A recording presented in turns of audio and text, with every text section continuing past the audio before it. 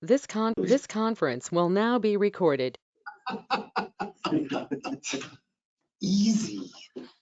Okay. Love it. I think we're good. All right, 6:31, call the Cottage Grove Fire District Committee meeting to order. It's Monday, January 23rd, 6:30. We do have a quorum and the agenda was properly posted in both the village and the town. Yes.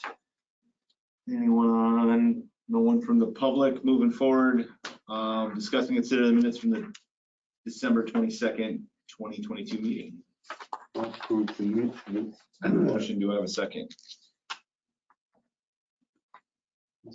And I have a second from Chris. All those in favor? Aye. Opposed? Abstained? Motion carried. Next, chief's report. Okay. So we're sitting at 44 total staff. That's 10 officers, 2 driver operators, 27 firefighters, and 5 probationary members. We've had 22 calls for service. That was as of 119. We had 1 more today. That puts us at 23 so far for the year. That comes down to 9 for the village, 3 for the town of Cottage Grove. The one we had today was in the town of Pleasant Springs, so that'd be 5 for Pleasant Springs and 6 mutual aid calls. The water tank leak on tender 1 was finally repaired. That's been a struggle. That's been going on for a few months now, but they finally got a hold of the right guy and he came in and fixed it right at the station. So No charge. The poly tank, where the seam comes together, it was one of the seams cracked. So they did like plastic welding on it and fixed it. It's got a lifetime warranty on the tank, so. So they didn't charge us anything to fix it. It just took a while to get somebody to do it. A tender 2 had an axle seal that was leaking, but that was repaired. Currently working on vehicle registrations because when tender 1, tender 2, and the squad were all purchased 25 years ago, none of them were ever registered. So now we're working on getting them registered so they can get titles so we can sell them when they come up.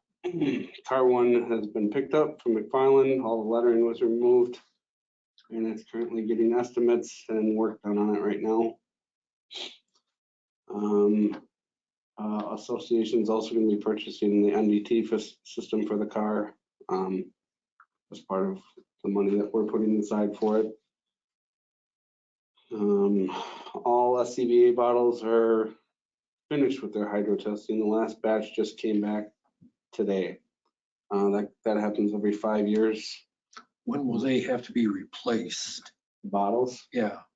So it's a 15-year lifespan. So you got another 10 years before they have to be replaced. Okay. So 2 more hydro tests basically. Training for December was radio communication and training on the new SCBA fill station and confined search. Training for January will be hose advancement and victim packaging. Nick, quick question. I haven't been over there since the station was installed. Where did you put the fill station? It's in that compressor room. Oh, okay. So we cleaned all the other stuff out other than the compressor and then put that fill station in the same room. So, staff milestones, Grant Lorraine had 3 years. The department didn't add anybody or lose anybody since our last meeting. Several members completed their probation and moved up to the firefighter position. Eric Severson stepped down from his position as lieutenant. He was overseeing the pub ed department. He's going to be a driver operator. He's just got other time commitments that he can't focus on the extra stuff. So he wants to just be a driver for now. Grant Lorraine was promoted to lieutenant. He's going to run that department. He joined 3 years ago and he came to us with 3 years of experience from Lake Mills. We are hosting an aerial class, which is why the parking lot's so full over there right now. There's Deer Grove's got training in. We're hosting our class right now, so it's full house. It'll be very similar to the pump operator class a year ago, so we're one short right now, if they can get one more person to take it, which I think we might be able to, then you might see ladder trucks driving around the municipalities for the classes, so.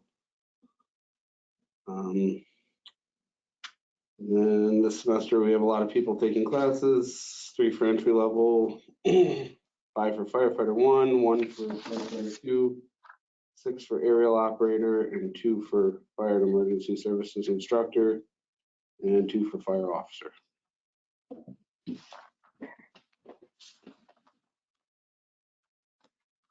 Thanks, Nick. Lisa just kind of slid this under your chief's report, but it's the discuss and consider replacement of the heater in the fishbowl. And that's the quote that you have. Yep. It's cool in there, but Yeah, if it's set for 70, it's like 66 in there.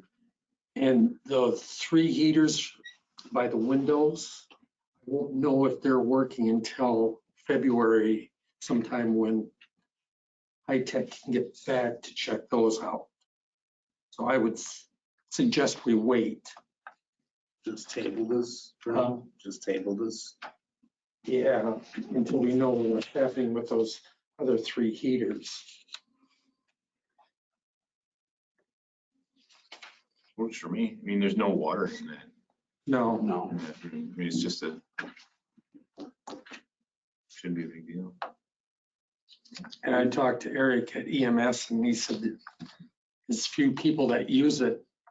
They're not complaining that it's terrible, so just wait and see.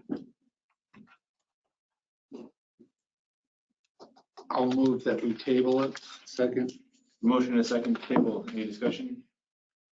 All in favor, say aye. I Opposed, abstained, motion carries. Thanks for that. Next, Nick, you want to talk about the annual report? Yeah, so the annual report went out to everybody. I made sure to send it to everybody on each municipal person. It got released on the Facebook page today. I don't know, is there any stuff that you guys want to specifically talk about on it, or any questions? I just want to give it space to talk about it. Didn't necessarily have anything. Obviously, I think for this year, the advocacy stuff, I think was a big change from last year in terms of Nate and all that. And I think that, I think all in all, I mean, this is good, solid work. I mean, this was the 2nd year in a row, right? For Yep.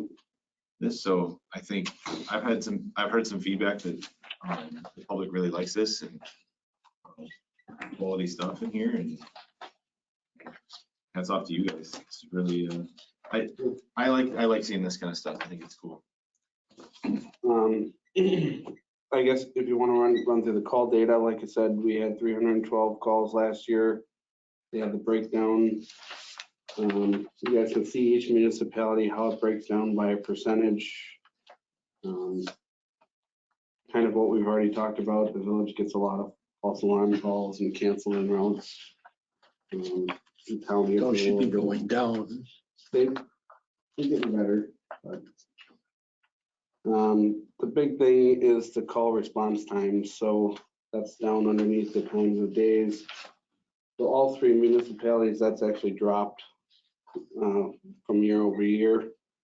I think each one has dropped quite a bit. So it seems like the MDT's helped with some of the tracking of the data. And when we ran those through the NFPA codes, we're meeting the standards as we're supposed to be. So I'm curious, why do all the calls seem to be around 4, 5, 7 o'clock at night? it's when people go to work and when they come back from work, they see, I mean, like AM is like you said, right? So 7, 8, I guess going to work is coming home. It's interesting to actually see it broken down, but yeah, I don't know. I mean, when you filter, I guess it makes sense because once you filter out the canceled, no incident or false alarms, vehicle accidents seem to seem to be the biggest. When you look at all the municipalities, that seems to be the call type. So that would make sense when most people are out Yeah. driving. And is it, when it comes to recruitment, do people get worried about middle of the night phone calls, like having to get out of bed? Like, is that, because like the data doesn't bear that out, right? Like it's not a, yes, you have some calls in the middle of the night, but it's the overwhelming majority. It's when people are going to work or coming home. I haven't heard people really complain about it. There are some people that don't get out of bed for fire calls unless it's something really big, like a structure fire where Sure. a pager's going off a lot. But all in all, most people they seem to just roll with it. Whatever comes in, they just come down when they can. So, It's just really interesting. Some of the people I've talked to, like when they think being in the fire service, it's like mostly structured fires, but in most call type, in all call types, it's only 8% of the calls. Yeah. That's mostly vehicle and EMS assist. yeah, knock on wood. So, Wish it was 0. yeah. In the 2 townships where you have cancellations and no incident, is that mostly from people driving by and? Yeah, a lot of that. A lot of it's, I see something burning. I think it's a house that we get that one a lot.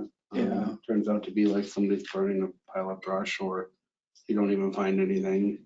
And there's nothing we can do about those. And a lot of them are like, I think we just had one a few days ago. It was a car fire and pull up, there's nothing even going on. The car's just pulled over. There's no, but they called it in. They said there was smoke everywhere and the car's on fire and just you drive by and they call 911 and they don't really stop to check to see what's going on. So Yeah. can't really do much about it. Yeah, it would be interesting though, now with the MDTs to see for those cars burning, like where on, because they're typically I-90, right? Like is where those calls are coming from typically. Yeah. 12 and 18. 12 and 18. It'd be interesting to see plotted on a map, like where those are. And are there any problem stretches? Like, is there something we can do? I'm just thinking outside the box, right? Like, is there a camera or something we can do, like to just again, because like when you look at this, right, especially in the village, like the number of false alarms are just, it's ridiculous, right? And most of it's the new buildings, but then you look at the canceled no incident, it's just like, what can we do to work? What can the district do to help kind of mitigate these? They are coming down, but the overall call volume, like, we're still higher than 2019. 2020 was kind of an outlier, but still, Yeah. 21 was just ridiculous for call volume. So food for thought, I guess. And you can pull that all up on maps and stuff, right? Can do what? You're able to map all that, right? Yeah. For the data. Mhm. So. Yeah, we have. It'd be interesting, just take a look at it. I mean, it might just be, red dots on a map, no correlation, but something to think about, I guess. Once you look. Cool. Thanks, Nick and team, for putting this together. This is good, solid stuff. Next, discuss and consider a consolidated joint fire agreement. When I talked to our attorney, he was still waiting. The attorneys are playing phone tag. Yeah. What I heard too. I think if I heard right from Rick, there's a meeting, it's either tomorrow or Wednesday. They're gonna get together. I hadn't heard that. So we'll just leave that. So then, next meeting date. 2/27?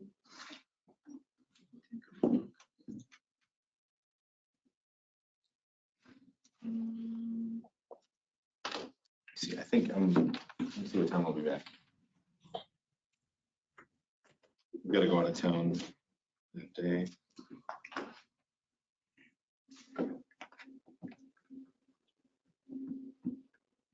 Yeah. 227. 2/27 at 6:30.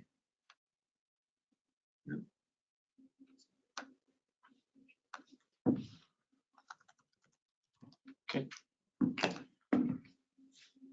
I am flying back I've got a work thing, so if I don't make it, then you have to roll without me, so I'll call him probably, more than likely. So cool.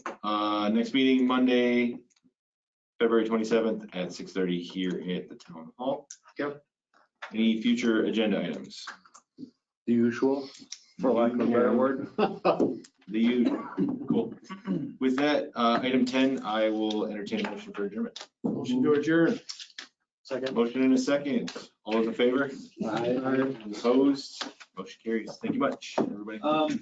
15 minutes. With regards to that high tech, are they going to be able to check out the fishbowl prior to that meeting, do you think? And they just told me it was going to be sometime in February. So Well, Kind of like we when, could always put that, put this back on. yeah, I'll put it. Okay.